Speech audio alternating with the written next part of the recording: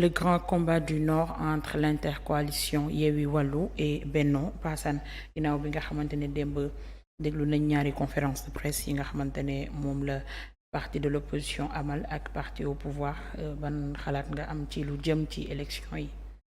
ah tiituma woon nag. ba tey tiituma woon ñu toll ni tiituma sax waaye am naa tuuti jaaxle. jaaxle pourquoi parce que l'opposition dafa génn toujours nguur gi génn tontu. nguur gee njëkk nag vote bi am ma gis démb Yewwi Askan Wi leader ya fa nekk def sortie l'intercoalition Yewwi Wallu sortie ba nga xam ne dafa am benn problème boo xam ne dafa mel ni daal dafa nar a jóge dëkk bu noo wax Podor jaaxal ñëpp dëkk bu noo wax Podor en 2019 am na fu mu tolloon ci population en 2018 am na fu mu tolloon ci population maa ngi dégg en 2022 am na it fu mu tollaat ci population am na fu Sénégal toll ñi nga xam ne ñoo la opposition bi ñoom dañoo gis njort ne fi ñu jëm mooy bourrage bu extrême ay bureau de vote yu nga xam ni PV ya kenn signé wu ko mu jaaxal leen on parlerait d'une vingtaine waa Benno Bokk Yaakaar di wax ne ñett la ci commission départementale ba diggante commission départementale ak nationale déglu ñi nga xam ne ñoo la opposition bi seen inquiétude ak sax seen colère wax ne nag du nangu lenn li mënut a nekk ñi nga xam ne nag ñoo la nguurab Sénégal foofu danaa fi taxaw nguurab Sénégal dafa am ñaar ñu nga xam ne ñoo taxaw nekk ci commission ba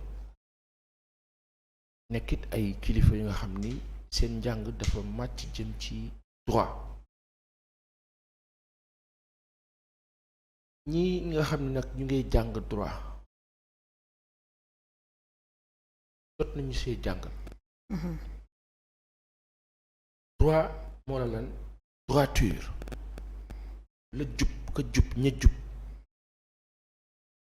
waaye li ma jaaxal mooy lu tax avocat di défendre ab criminel boo xam ne leer na ko ne criminel la reykatu nit la xam na ni reykatu nit la mu taxaw défendre ko ba nu bàyyi ko mu joxe caution wala daal fexe daal ba nu libéré ko ndax daf kaa liggéeyal nee na liggéeyam la foofu droit am na fa ci xel rek waxuma ci déclaration universelle des droits de l'homme de ba nga xam dañ la naan ki rey ki reyul ñëpp am nañu droit ci diine islam nu wax nu ki nga xam ne dafa faat amatul benn droit kooku dafa faat dañ ko war a faat pour leeree ni moom la waaye dañ ko leeral nag ne moom la laïcité ñëw ne droit de l'homme déclaration universelle des droits de l'homme 1789 1948 nguurab Sénégal bi am ñaari avocat yu tudd maître Ousmane Seye ak maître Amadou Sall sunu ay kilifa lañu leen dee nuyu maa ngi dégg kenn wala ñenn ñu naan ñooñ daal jaruñu respecté jaruñu jox cër parce que Baye Assane da nga war a bàyyi naan ay nit ya baax lañu ba nu xamee baax ci ñoom nag sawaay ba ma la xamalee baax la ma laa waxal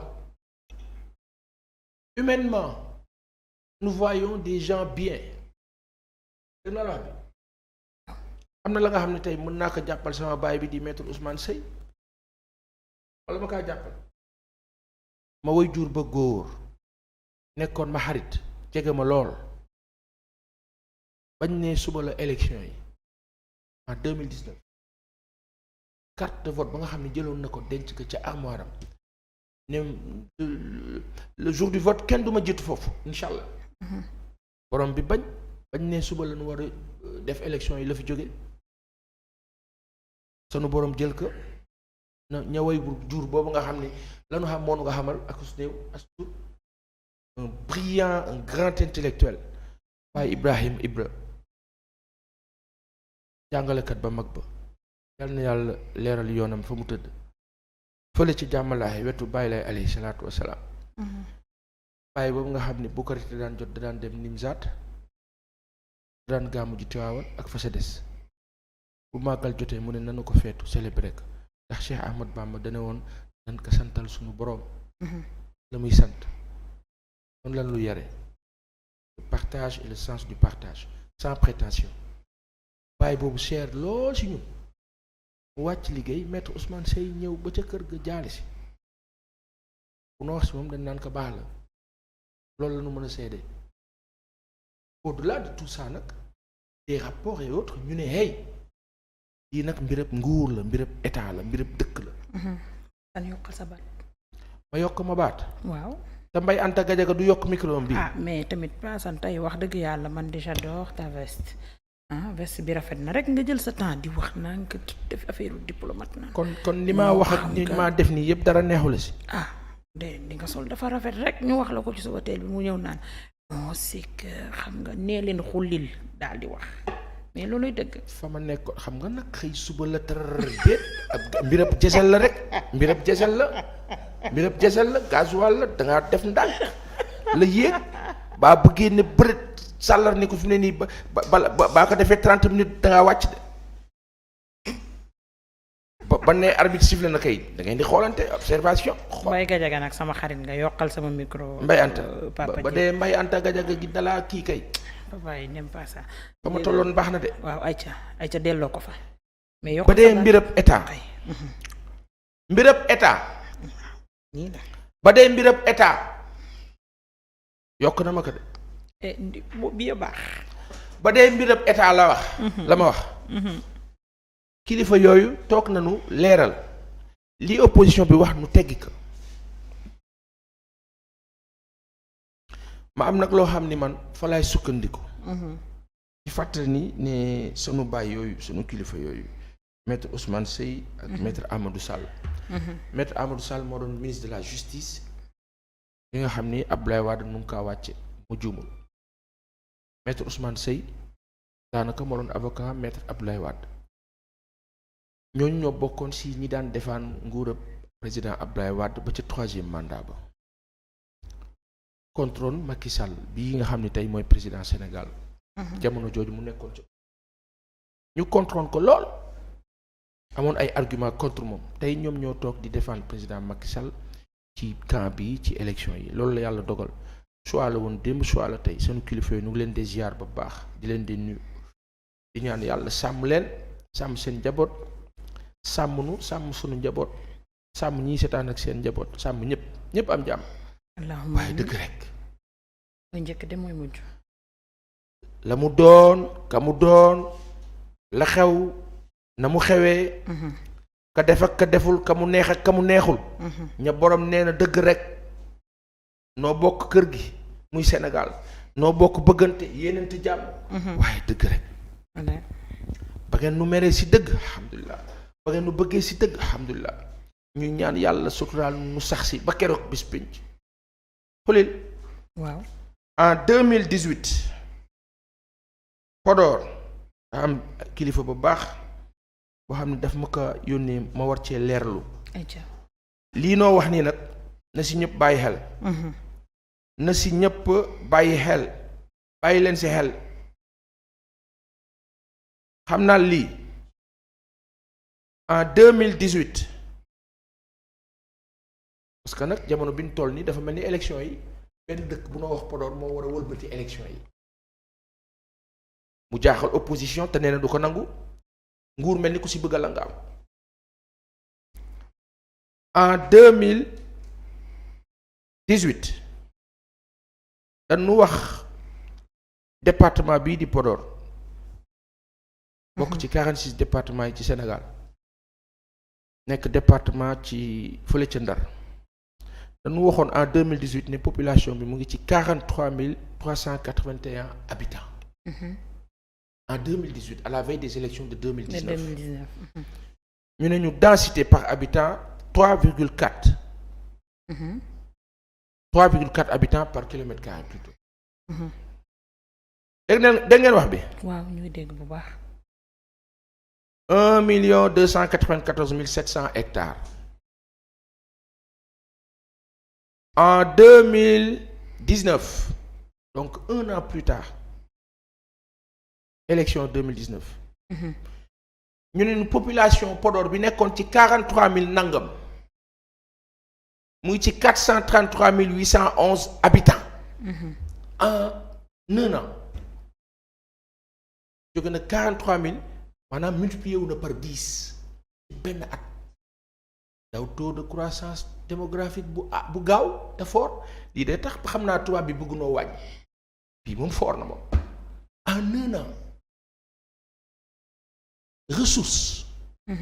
bi tax nit di jóg pàqee Ndakaaru ne maa ngay dem Podor. am na fa de ci suuf seeg lépp waaye liggéeyuñ ko fa. ñu faa jóge di ñëw ñu ne population bi jóge na en un an 2018 de 43 000 waaye bàyyil ma génn waat ko. ayca 43 381 habitants en 2018. En 2019 mu nekk 433 811 habitants.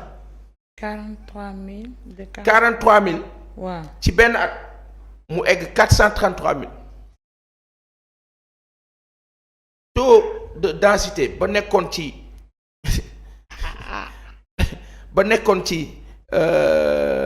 parce que lii dafa bokk ci li perturbé élection 2019 yi les chiffres 43 381 habitants en 2018. bon waxal ma internet yi ñu noteel nu waay. waaw Aïcha. léeg-léeg mu noteel nu waay. Aïcha nañu noté ko sax aw. Aïcha 43 381 habitants en 2018. Podor. 43 381 habitants. aw kilifa bi ma yónnee lii yàlla na yàlla fay la yokk la ba nga toog 43 381 habitants en 2018. D'accord. Densité. 3,4 habitants par kilomètre carré. loolu moo la 2018. li noo wax ni dafa am importance trop. En 2019 mooy élection présidentielle.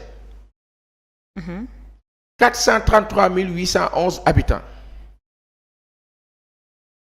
433 811 habitants en 2019. 34 habitants par kilomètre carré. 433 811 habitants en 2019. ñu ne ñu 433 811 habitants en 2019 34 habitants par kilomètre carré. D'accord. dégg naa waaw te boo jëlee boo yëgee ca kaw yéen a ngi maa déglu. waaw ñu ngi lay déglu bu baax Seck. xool leen chiffres yi. ñu ngi lay déglu ba pare di noter. 43 381. gis ngeen 43 381 ni mu nuróoweeg 433 811. ce sont les mêmes chiffres mais en plus dañuy yokk dara 43 381 loolu la. waaw 43 381 433 811. gis nga ni chiffres yi. waaw les chiffres sont similaires dañu xaw dafa mel dafa am fu ñu yokk rek. lii la noo wax pompe. da nga gis ngeen sanu mbokk Mauritanie naar yi sanu am di jàmm yooyu sanu mbokk yooyu bu noo fees xar dañu kaa taxawal rek la ëf ay na nga fàttali loolu mu funki nu dagg dem. waaye ëf ba baaxut ndax ëf ba baaxut dégg naa la wax bi. waaw Seck. waa léegi waa jógee si loogu soxna si. waaw. nga gis ne que. en 2022 2018 ak 2019 xew na fi. waaw. lii nag la opposition du Sénégal di alerter. di wax ne moo la musiba maa ba kumba bi. bu dee ñi nga xam dañoo nekk foofu ca Podor nekk ca sunu mbokk ya ca Fuuta. ngeen nekk ci opposition bi di dund pression bu extrême. doguma la kii nee na ça signifie qu'il y avait 43 000 femmes qui ont accouché 10 enfants en une année chacune. répète que. nee na ça signifie qu'il y avait 43 000 femmes qui ont accouché 10 enfants en une année chacune moo loolu dina doy waar de. nu wax ko ci wolof. chiffre 43 000 nuñ ko nees koy waxee. 43 000 kay moo la. ala ruube juróom-ñett lu na wax ci wolof. lan ngeen bëgg wax leen lu dégg. juróom-ñetti fukki junni ak. jigéen ñi ñu ngi jur kenn ku nekk. fukki doom par at ci par at. waaw fukki doom benn jigéen fukki doom ci at bi. naka dégg de. kii laajal ma internet yi. ñoom xam nañu li xew. nee na Podor est magique. nguurab Sénégal nag lanoo laaj nguurab Sénégal. ndax nag saa yi nag gis nga nag réew. wallaay bu dee nii laa tëddee. lu dangereux mu ngi nii. te li gën a garaaw tamit ma wax ko. sanu baay bi Farba Ngom ba nu juumut li nu dégg mu wax ko bu dee loogu la te moom la. parce que nag xam nga léeg-léeg da ngay dégg nit mu wax mu ne la du man danoo monter sama voix waaye la nu dégg baat boobu nu dégg nu bindal nu ne Farba Ngom la nu déglu ko wax nu ne moom la mu la interview dafa benn baat bu doy waar. ban la. ñàkk nañu Pikine ñàkk nañu Dakar xam na la waaye xam nga élection orientation la. ah oui. jàmm lu na orienté.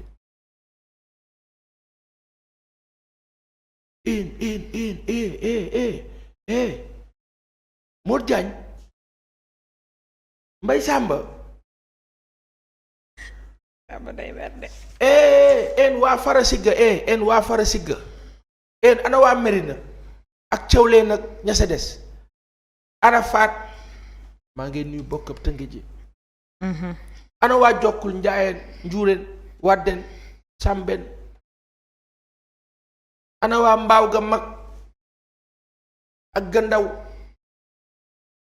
ana waa Bargny Peu ak la sa des. Vous savez qu'est-ce qui nous arrive? waaw. lu noo wax sentiment lu noo wax désabusé da ngay dem ba benn moment da ngay lott sax da ngay sonn ci séq ak ñi nga xam ni danoo def la leen neex na mu leen neexee te jàkkaarloog yow di la ko def maanaam taxaw aw bàlleen ci terme bi di la sotti ndox et puis sans gêne mais di la sotti ndox ba pare nag tekk si di ko yoonal. maanaam dañu laa use la dox sa main. opposition Sénégal nee na du nangu lu ni mel. nguurub Sénégal nee na waaw fii xam nga askan bi du la setaan nga yàq réew mi di ko taal ak koo mënti doon quand on entend nos autorités nu ngay nuyu Ablaye Sow. sunu kilifa boobu. bokk Benno Bokk Yaakaar moom il a le mérite d'avoir gagné ak Kaffrine moom kenn gagné wu ko bureau am na mérite gagné na Kaffrine peut-être rapport yi mu am ak population yi la. ñeneen ñi dañoo aju ñu wàcc seen bopp gañe waaye nag gañe nag ci yoon tamit ñu xam lii am waaye yéen nan la Podor mu ne yéen 2018 en un an nga jóge ci 3,4% wala 3,4 habitants par kilomètre carré at ba ca topp nga nekk 34 et ce sont les mêmes chiffres virgule la ñu yokk fii fee ñu yokk fa 1 gis nga nit day gore nit day am personnalité am jom di seet yàlla sax waxuma sax nit ñi waxuma comme amuleen suñu kersa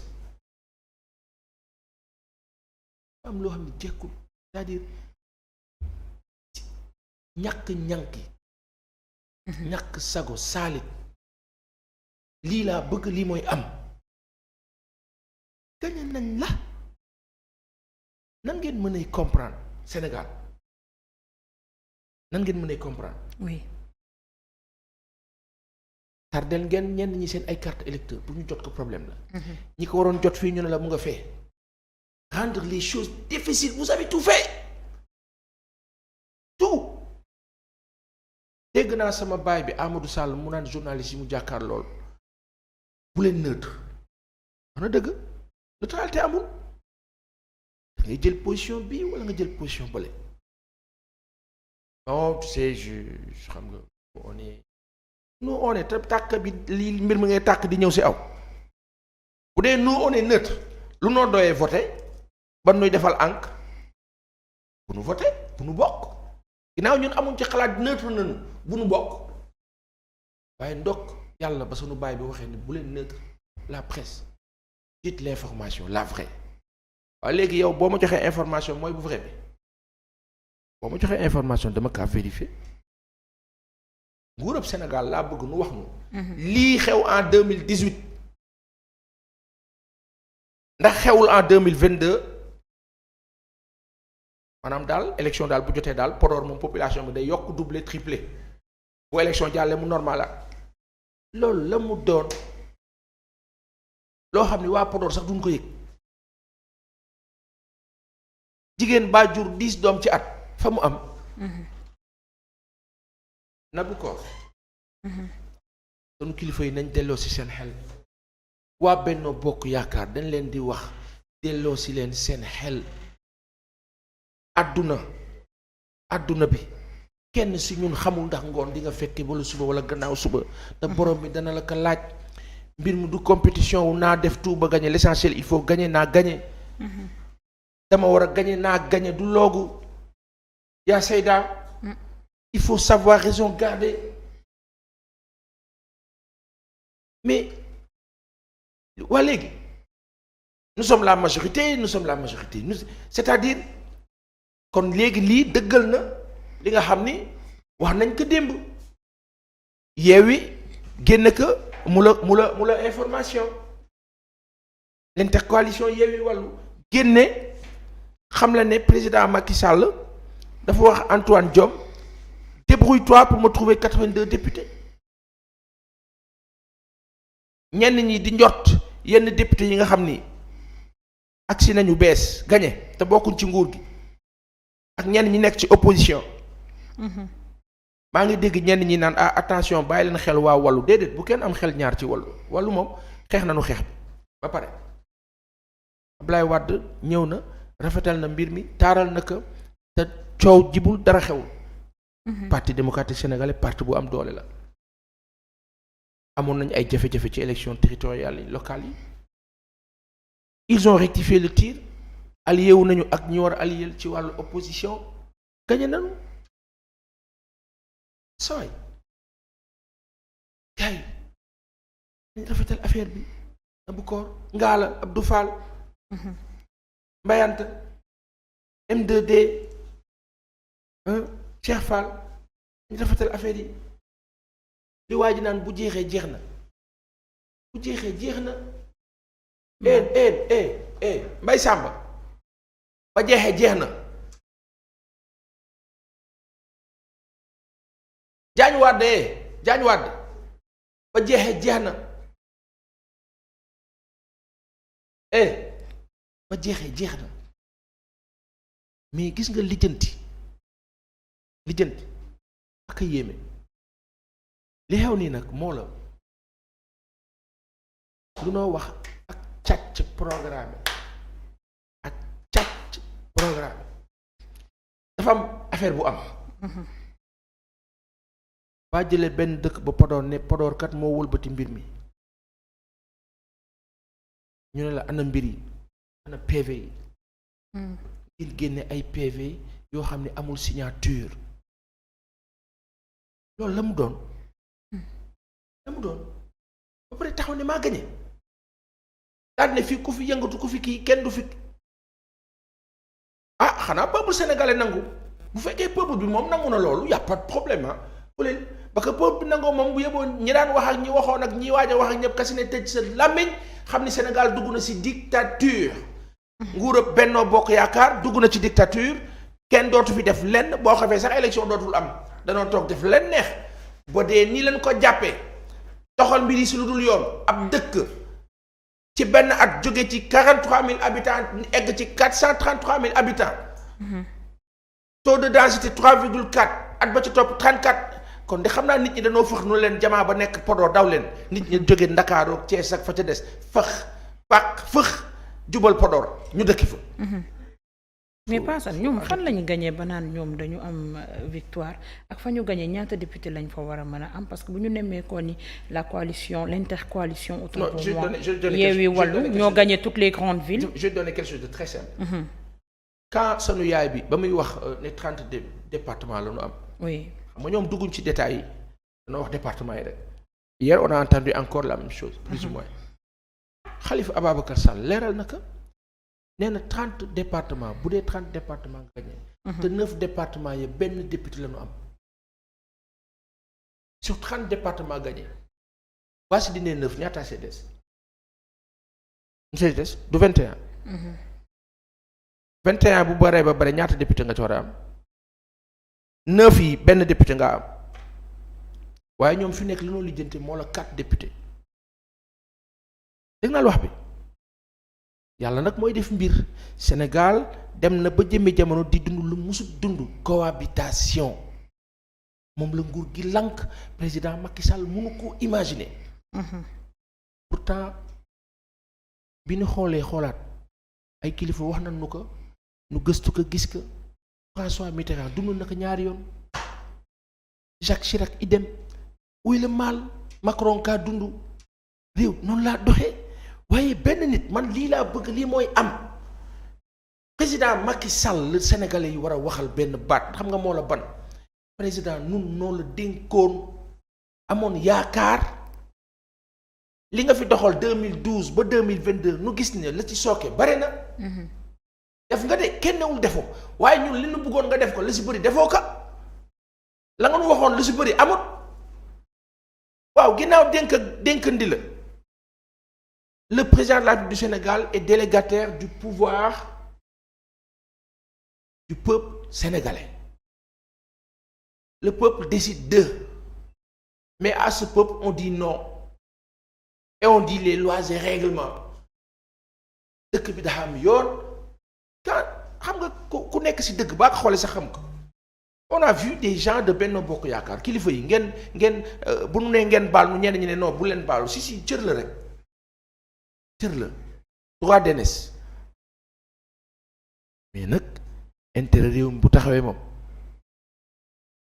dana jiital intérêt dafa ko nañu président Macky Sall dimbali cohabitation ba dee résultats yi loolu la joxe bu mu ko lànk munu kaa lànk lan lay def léegi waaye léegi la may laaj lan la ñuy def ñoo gagné par force li sama xarit bi Rougui Bousso di wax defet laay bañ a dégg defet am na mais bu nu ko wax noo gañe nañu wax noo gañe ci nii wala ci nee nañ jiitu constitutionnel conseil constitutionnel nañ jiitu nangam si le peuple le veut ainsi saway jaratul wax nu bàyyi noonu léegi nag li ci des les jours à venir on verra opposition bi dafa souhaiter ñu repousser déclaration des résultats yi ñu repousser ko pour vérifier waat ce qui s'est passé à Podor quitte à ce que les gens puissent revoter la sunu yaay bi doon wax ay dëmbooj dafa koor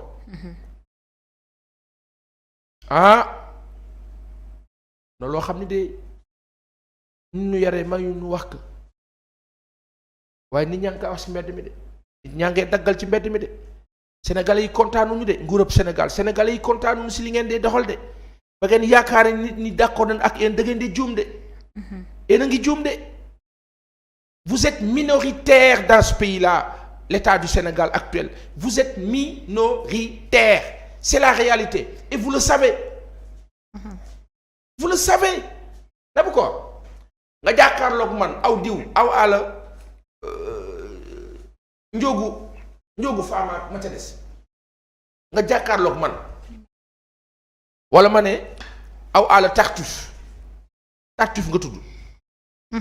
Tartuf jàkkaarloog man di wax Abdou Fall di wax ak man xam ne li maa wax xam naa ni li moo wax du dëgg mais mu ne naa ko wax rek xam naa ne xam na ko mais naa ko wax rek dëgër ci fas sama kanam. waaye nag comme réew mi léegi da ngay défendre 3e mandat ci camp bi ñëwaat défendre 3e mandat ci camp bi. bi yàggee sax da ngay am sentiment de dégoût de mépris di la wax disappointed yaa bii daa sof Sénégalais yi daal bu ñu d'accord loolu amul problème opposition lànk na su fii nag la noo xam ndax Sénégalais yi ñoom dañoo voté opposition seen ay vote dañ koy nangu këf ka wala ndax Sénégalais yi dañoo voté Benno Bokk Yaakaar te population ba ca Podor atteindre na benn niveau bi xam naa ni jamono bi moom bu dee Podor 2018. 43 000 habitants la woon ak poussière at ba ca topp mu nekk 433 000 fi mu nii de xanaa Podor mu ngi ci 2 millions d'habitants wala 3 millions d'habitants normalement bu dee benn at da ngay multiplier wu par 10 2018 ak 2022 juróomi at la at ba nekk boo multiplier wu par 10 jàppal 433 000 habitants ya multiplier ko par 10 mu jox la 4 millions d'habitants multiplier ko par 10 nga nekk ci ñaata. déet 4 millions d'habitants multiplier ko par 10 yokk ci benn zéro. 40 millions 40 000. oui. 40 millions oui 40 millions. benn zéro ngi ci yokk ci ginnaaw 40 millions ci Podor kese yow it paas. ginnaaw at bu nekk ngeen yokk de 10 fois. at bu ne ñu yokk ci laajal ma ñu ñëw seetaat ndax loolu la li noo wax. wallaay at bu nekk ngeen yokk 10 fois. 2018 2019 Podor jóge ci 43 000 nekk 433 000 foofu de xew xam naa ne xew ya bëri na fa de. la nu ngénte laax moom desu Sénégal moom. laax bu mu ñaaw na rafet laax ab fajar. mu ngee ñaaw de. mu ñaaw nag c'est mu ngee ñaaw te it nag ñaaw na ba pare. mu ñaaw. bu mu ñaaw. déedéet bu mu ñaaw la waykat ba Papa Diouf waykat ba naka bàyyam bu baax ba Baye Cheikh Diouf yàlla nag yàlla yërëm daan wax Pape nag mere naa la. Pape nag mere naa la tey nag ku la mere laa. mere naa la tey nag ku la mere laa mu ngee ñaaw tey nag mu ngee ñaaw. warul ñaaw nag. warul ñaaw nag gars yi. dafa war a rafet jaru ko président Sall jaru ko billaay jaru ko comprendre nañ enjeux yi nous comprenons les enjeux. ban enjeu moo ci nekk. enjeux yi des enjeux économiques. des enjeux géostratégiques. tubaab yi bëgguñu lu nu doog Ousmane Sonko ci boppu Sénégal mais ni ñoom ñoo la yàlla encore qui a dit que Ousmane Sonko mooy nekk président Sénégal njort la rek. population yi ànd ak moom yaakaar yàlla rek a xam lan moo la xew waaye xeex bi dafa tàmbalee foofu waaye léegi soxna si. waaw loolu jar na lii jar na taal dëkk jar na jaxase dëkk bi mu mel ni tubaab bi dañ ne président Sall toogal nga lijjanti ko débrouille-toi mel ni la mu wax Antoine Diome lañ ko wax. waxuñu ne looloo am de président waxuñu ne looloo am de dañ ne mel ni. bu nu kenn wax loolu nu waxul dañ na mel ni parce que des actes quand ils sont posés. dañu kaa gis ni dañoo xam ne lii moo tax. waaw léegi lii xamul la mu doon. loogu la. naka. loogu la kay. loogu la kay. yéeme na de. yéeme na de. yàlla baax na. yéeme na de j'espère que fekk fan yu néew rek résultat yi di génn. dina jur jàmm. parce que bu fekkee ni dañu ko def en faveur de l'opposition ndax gouvernement bi ñii di parti au pouvoir dinañ nangu est-ce que aussi bu ñu ko defee ci faveur parti au pouvoir ndax opposition bi dinañ ko nangu. soxna si. opposition bi dane du nangu nu foqati ay résultats am yu baax nguurab Sénégal naan nous avons gagné loolu mooy wax ji conseil constitutionnel war a arbitrer dégg naa la wax bi doy na waar arbitrage boobu nag moo la coow li te dégg nañu foo nañu ci weewu bëy loolu sax bàyyi ma ban ko wax parce que loolu bàyyi bisa ngi ñëw bisa ngi ci bisi dañu bàyyi noonu waaye daal lenn xam naa ko ci président Macky Sall ba dee aw àll décidé la ni mel ni ñàkkuloo ñàkk nga waaye ñàkkoo yàlla de am na. Assane tamit lii ndax ragalum ñi mu juraat ay coow parce que bi ñu nekkee dana ci jur coow kay. dafa jur coow. wàllum parrainage bi conseil constitutionnel dindi naa lii def naa lii dindi naa titulaire ñii dugal naa liiwu lii tout le temps problème yi opposition bu génnee 21h parti au pouvoir génn minuit mu mel ni guerre médiatique bi aussi nekk ci coow li conseil constitutionnel di def lii ndax du indi contentieux bu mag ci réew lu ni mel du jur jàmm soxna si yàlla ñu yàlla muccal. allahumma muccal Sénégal ak Sénégalais yépp. amiin. Aujourd'hui, quelqu'un détient la clé de la paix au Sénégal. C'est le président Sall. Il détient la clé. loolu la yàlla dogal. Malheureusement, j'ai toujours en tête le ministre de l'Intérieur qui force à voter sans pièce d'identité aux élections municipales de 2002.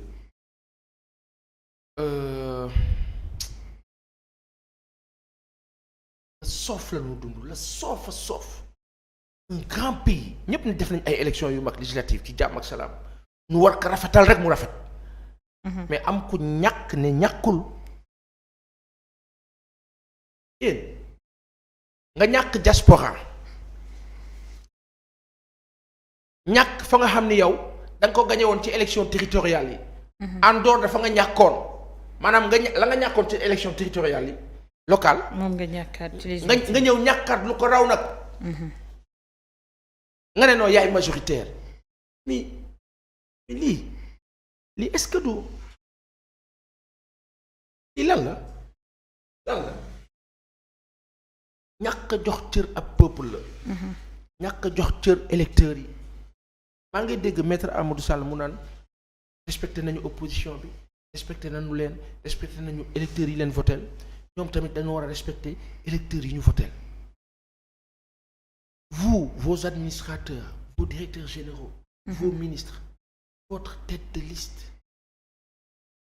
la quasi-totalité la majeure partie à des exceptions près vous avez tous perdu vos bureaux de vote vos centres de vote. waaye yéen lii tey lii est-ce que conseil constitutionnel warul def sax décompte ak déclaration en live maanaam taxaw ñuy wane seen réunion publique ñépp taxaw di xool sénégalais yi xam dëgg gi fu mu féete.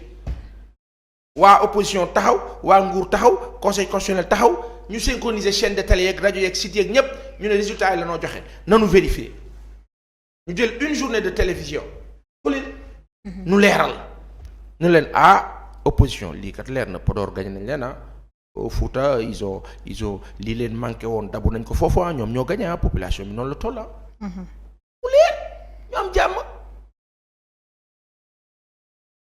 xam nga loolu la jafe la pour gars yi def ko.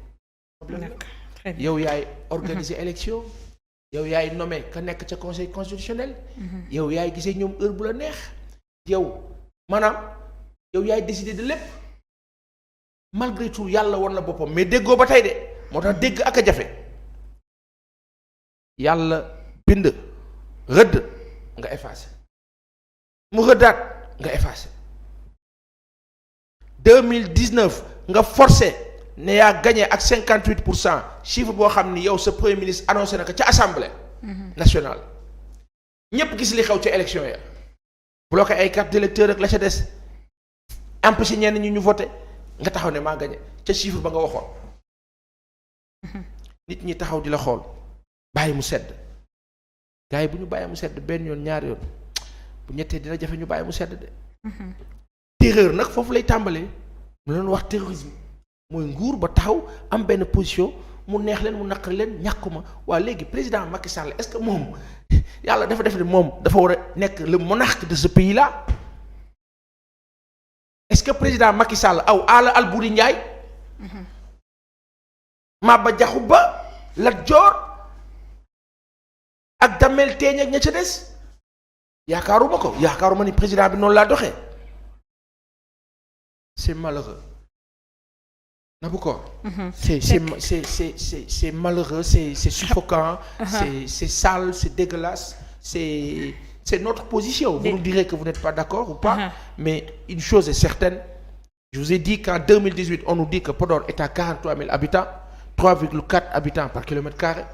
En 2019 au bout d'un an Podor aurait atteint 433 811 habitants 34 habitants plutôt par kilomètre carré en une année.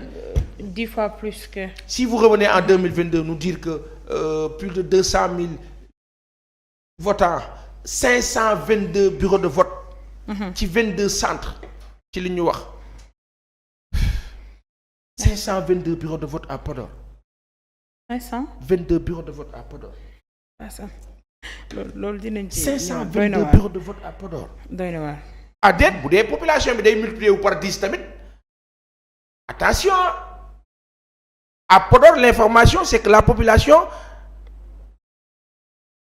dafa yokku de 10. bu fekkee li maanaam ñu wax njaboot ga nekk daa jur 10 noonu lañ toll loolu xel nangu na ko. nga ne. ma ni bu fekkee li ñu wax ci population. waaw maanaam ci benn at day jóge fii dal fee. dal fële kon loolu mën naa ne. 22 bureaux de vote xel nangu na. la ilaha illallah Seydina Muhammad rasulullah sallallahu alayhi wa sallam.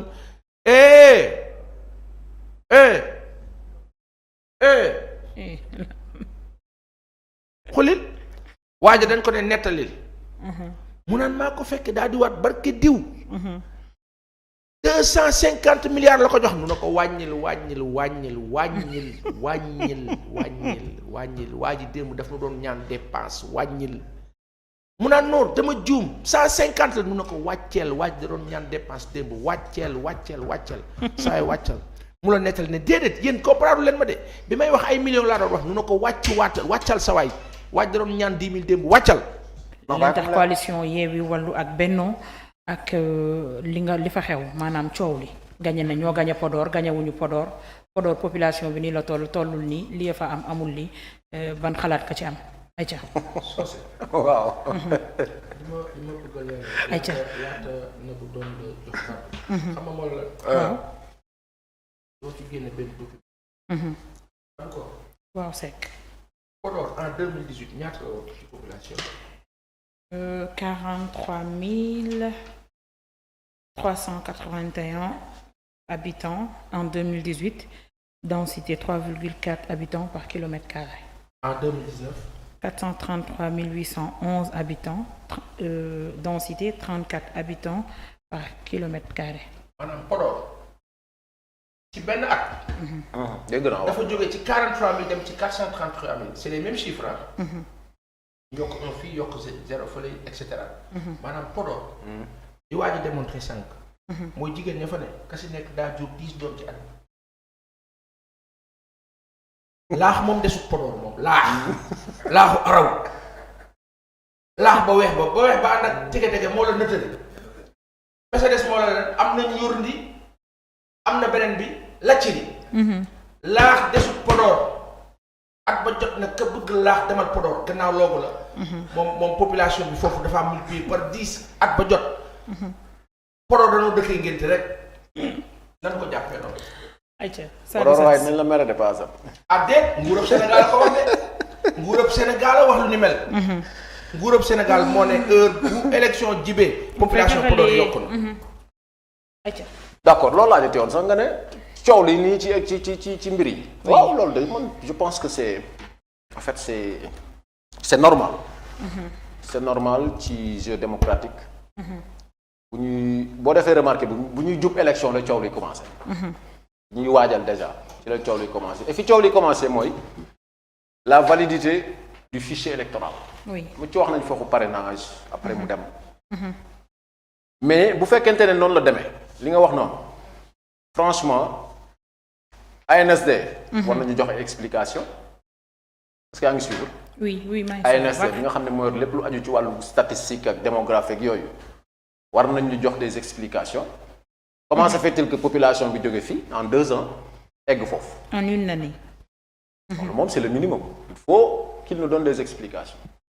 beneen bi mooy. ñiñ ci dolli. comment ces gens-là se sont retrouvés dans le fichier électoral. comment est-ce qu'ils ont pu voter.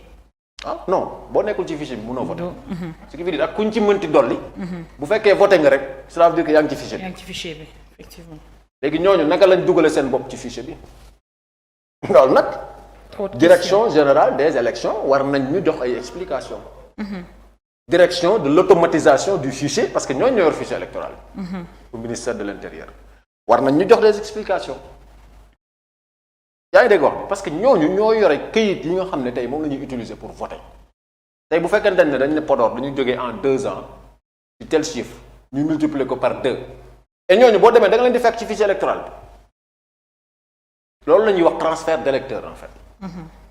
maanaam da ngay jëlee ay nit feneen toxal leen ci dëkk ñu bindoo fa di fa voter dama wax benn secret gis nga local yi passé beaucoup de maires ont gagné ndax transfert d'électeurs parce que dañuy dem jëli ay nit feneen lim bu takku indi leen ci gox bind leen fa dañuy inscrire boo demee ci fichier bi da nga leen fay fekk donc c'est le fichier électoral le gros problème c'est notre système pour vraiment gérer notre fichier électoral parce que bu fekkente ne am nga sañ-sañu jëlee ay 10 000 20 000 30 000 personnes ci gox bind leen ci gox te bu ñu demee dañuy am sañ-sañu voter y a problème y a un gros problème et loolu ministère war na ci indi ay éclaircissement yu leer. ANSD war nañ ci wax. direction générale de l'automatisation du fichier war nañ ci wax.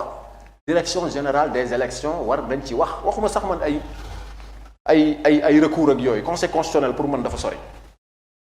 mais lii tax population bi jóge foofu en 2 ans mu dem foofu waruñ ko bàyyi. parce que boo ko en 1 an. en 1 an voilà mu multiplier par 10. non c'est impossible. C'est impossible bu ñu ko defee parce que il y a quelqu'un quelque part ku def lu mu warul def ci fichier électoral bi est-ce que yaa ngi may dégg. bu baax Farba Ngom mu ne. transfert d'électeurs yi. Farba Ngom mu ne. waaw ci transfert d'électeurs bi ngay wax. pour dëggal li ngay wax. nee na élection orientation la. orientation rek yam ci. waaw orientation maanaam dans le sens où. c'est une façon de dire que dañuy jël sunu ay nit dem ñu voter. noonu la demee te loolu pour man. anomalie la fichier électoral bi. est-ce que xam nga ne ñun journalistes yi maa ngi koy wax fii keroog. il y a une nouvelle disposition dans le code électoral boo xamante ne man tey Gossas laa bindoo fa laay voter. tey su ma 2A TV affecté woon wala ñu yónni ma mission Ziguinchor pour ma couvrir élection yi su ma demee du ma voter foofu. waaw léegi pourquoi on l'interdit pour les journalistes et di ko def pour ñeneen est-ce que yaa ngi dégg wax bi man li ma lay wax ni lu leer man code électoral laa lay wax man du ma ne la dégg naa. te pourtant la logique voudrait que fa nga dem ñu affecté la fa nga war a voter. noonu la demee woon mais les acteurs politiques se sont retrouvés dans le cadre du dialogue politique ils ont dit que il y a beaucoup d'ordres de mission et comme léegi système électoral bi dafa changer dans les départements léegi raw gàddu la léegi. nee nañ ordre de mission yi bëri na de telle sorte que tey loolu mën na def différence bi dëgg la mais nañ ko réguler mais bul ne journaliste yi léegi képp ku ñu affecté feneen boo demee doo voter parce que bindu woo foofu waaye léegi lan moo tax ñuy dem di jëlee ay centaines de milliers de personnes. di leen transférer dans une ville. pour ñu mën a voter foofu. enseignants yi aussi ñu bari jooytu nañ li tax élection yi passé mënuñu voter te loolu moo ko waral. li dal enseignants yi moom. moo dal journalistes yi et loolu c'est des dispositions yoo xam ne. maanaam ay dispositions yu bees la yu ñu def ci code bi et ça échappe à tout le monde en fait. donc le problème mooy tey nañu xool suñu fichier électoral bi dañ ko war a nettoyer ba mu set wecc dañ ko war a tëggaat li ñu naan refonte du fichier électoral dañ ko war a def parce que lii mënul continuer. bu continuer présidentielle 2024 di nga fa gis ku dem jëli et le problème est beaucoup plus grave dans les zones yi nga xam ne ñoom ñoo nekk ci frontières yi. ñaata Guinéens ñooy dugg Sénégal voté génnaat. ñaata malien ñooy dugg Sénégal voté génnaat. ñaata mauritanien ñooy dugg Sénégal voté génnaat. c'est grave. est-ce que xam nga li ma la wax. da ngay ne Guinée am carte d'identité nationale bu Sénégal am carte d'identité nationale bu Guinée. nañ ma baal sama mbokk guinéen je veux pas créer d'incidence diplomatique. li ma lay wax nii c'est des faits. ak ñiy jóge Mauritanie. dégg nga wax bi. et kooku malheureusement boo demee ci fichier électoral bi da nga ko fay fekk. ce qui veut dire qu'il a le droit de voter mais comment kooku naka la def ba dugg ci biir fichier électoral bi. mais Socé est-ce que fichier électoral bi rek mooy problème est-ce que du aussi li parti au pouvoir li muy organiser élection yi indiwul problème yu bari. parce que chaque fois bu élection amee coow yi dina am même bu fekkee des fois nit ñi dañuy mujjee tënku ci li nga xamante ne conseil constitutionnel moom lay génne mais dafay indi ay problème est-ce que du séparation des pouvoirs jotul aussi. ñu jàll ci. L'État dans ce pays a toujours organisé les élections. Abdou Diouf bi muy daanu en 2000. tu peux pas être parti et juge ba pare ne da ngay atte bu jub. déglu ma wax la rek man dama lay wax ay faits. Abdou Diouf bi muy daanu en 2000 c'est son ministre de l'intérieur qui a organisé les élections terewu ko daanu. Ablaye Wade bi coow li jibee bi nee ko sa ministre de l'intérieur du organiser élection yi dafa dem jëli kenn. Cheikh Gueye. mu organiser élection yi. et pourtant Ablaye Wade da ko tànn mu daanu man pour man que l'État organise ou pas suñu jumtuwaay yi ñuy utiliser pour voter dafa war a fiable et fiabilité bi nag mi ngi tàmbalee ci tous les acteurs d'accord sur les règles du jeu et que mu bañ a am benn njuuj njaaj aussi parce que lii am Podor bu fekkee vraiment affaire bi noonu la demee mais ça c'est extraordinaire c'est grave. soo si mën naa la yokk benn affaire. L'opposition a tout à fait le droit de se poser des questions si lii comment lu mel nii mën a amee en fait bu ñu ko bàyyee mu jàll Podor suba beneen dëkk da koy def ce qui veut dire que day dem ba day nekk lu banal lu normal ci réew mi alors que warul demee noonu sa waay. Socé waaw. non lii dama kaa jox il faut que ma jox ko Mbayanta Gadiaga Mbayanta Cheikh Fall ak M2D dinaa la am lu ma leen yónnee ngeen génneel nu ko après. xool leen M2D nee na mu ngi lay dégg ayca. ma ne. li ma yore nii war leen ko woon après. ñu ngi ci bind population Podor 98 456 habitants en 2019. Oui. kon bokkul ak document ba la ma yoroon déglu baax ci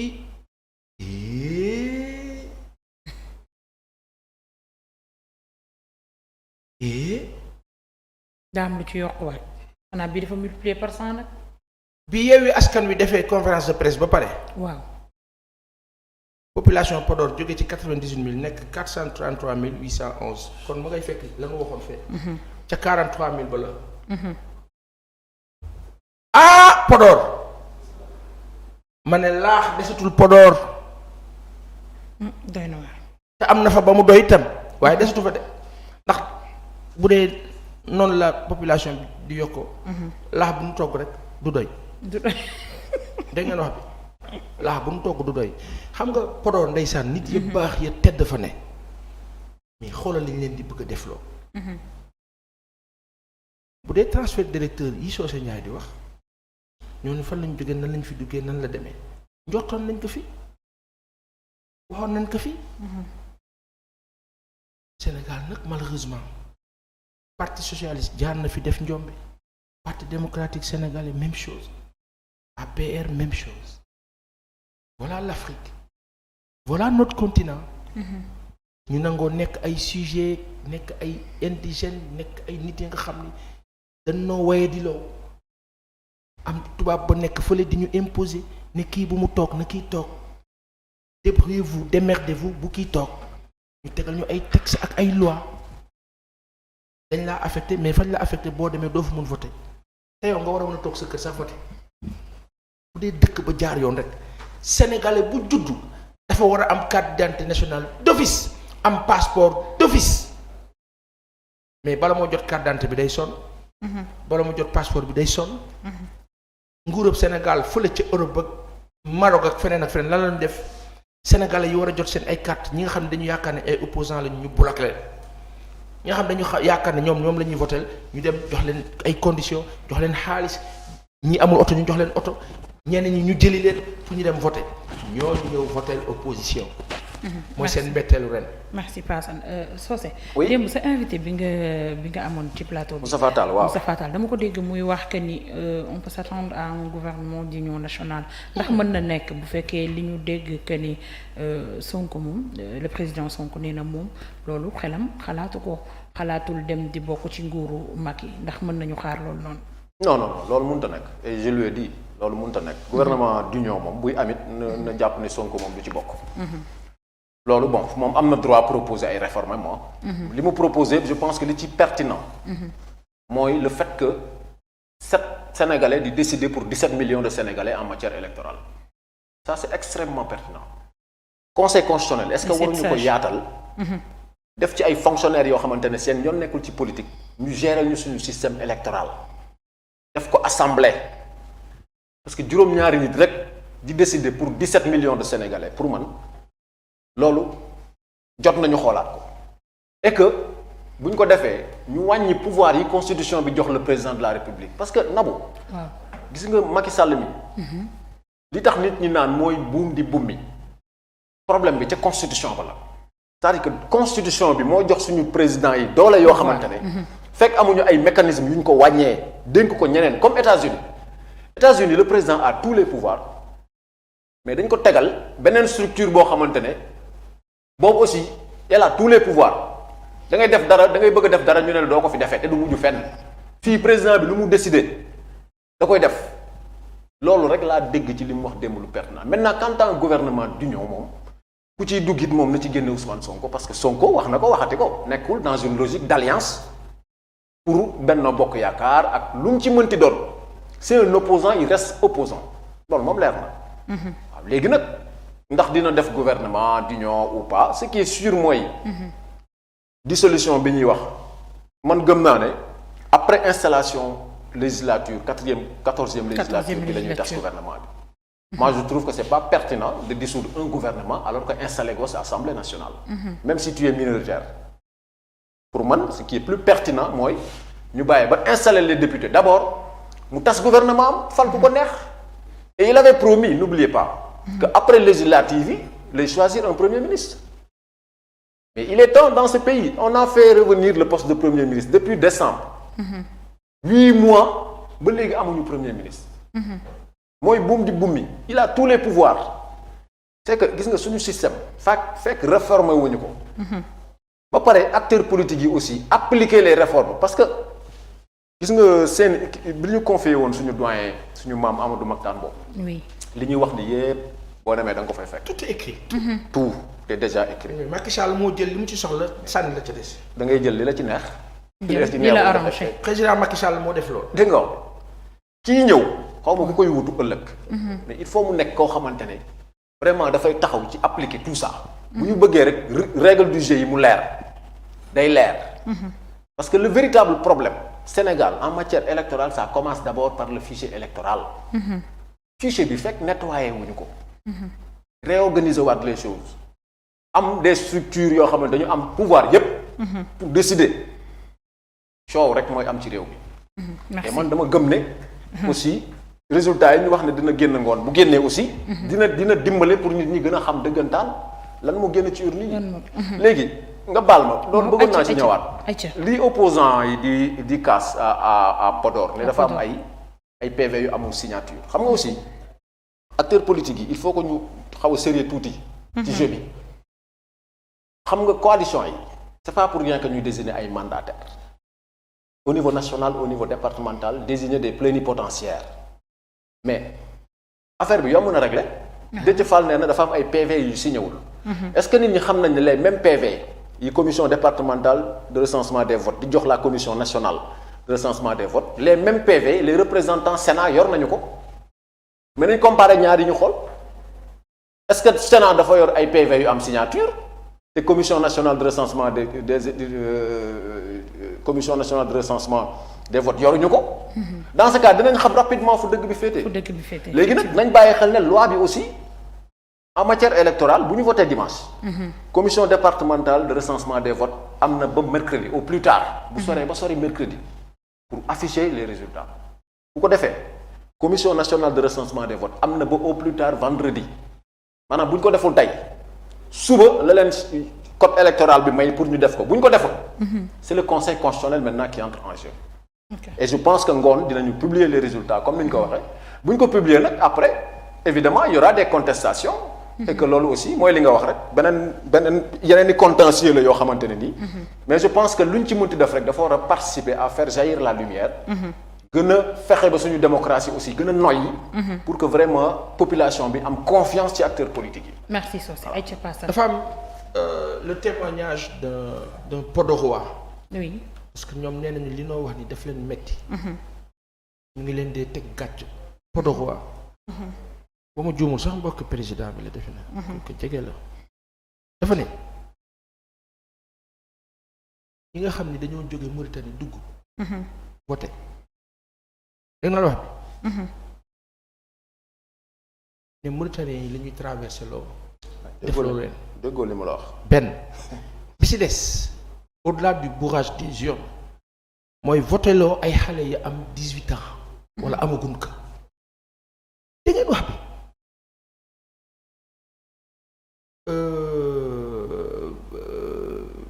les bureaux fictifs tendance yi doon génn yépp ci jouru élection yi daanaka dëkk yépp mais on a tardé à avoir les tendances Matam Podor maanaam ay relaaw Kanel ak la ci des on a tardé à avoir ces résultats là opposition bi li ma wax mooy pression des pressions même familiales yu ñoo teg ñi bokk ci opposition bi te nekk foofu c'est des choses qui comptent ce sont des choses qui comptent donc tey au-delà de l'aspect technique li Socé di expliquer géré par l'administration territoriale entre commission départementale nationale conseil constitutionnel cour d'appel ak la ca des la réalité et c'est ça qui est fondamental il y a quelqu'un qui est maître du jeu et qui veut décider de tout jaar na yoon jaarul yoon rafet na jekk na jekkut ñaaw na noo daf ki he doesn't care kon problème bi kan la Macky Sall kilifa bi baal nu rek nga baal nu rek ndax kilifteef gi baal nu ci kilifteef gi maanaam baal nu ci cëri mag gi baal nu ci cëri baay bi baal nu ci cëri tonton bi baal nu ci cëri nijaay baal nu ci cëri am di jàmm baal nu ci cëri institution bi mais nag vous êtes délégataire nous vous avons confié une tâche vous êtes le président de la République du Sénégal mais li soo si doon wax ce présidentialisme fort installé par Léopold Sédar Senghor depuis 1962 la voie faussée à partir de la destruction même de ce qui li waroon nekk peuple politique bu Sénégal mooy un Mamadou Dia qui orchestre ñu jaar la mbir mi ci yoon parlement bi di gérer comme il faut ak l'exécutif tolloog moom doole ak judiciaire bi malheureusement loolu nu faussé que daal di am monarque am buur muy présidence yi fi jot a am président Macky Sall nag moom ci acte yi moo posé mel ni nag bëgg dëggal lool parce que lii nii buy continuer xam lan moo la xew mais présidence à vie mooy dama fi toog et puis kenn du ko dindi et puis point barre il faut l'accepter comme ça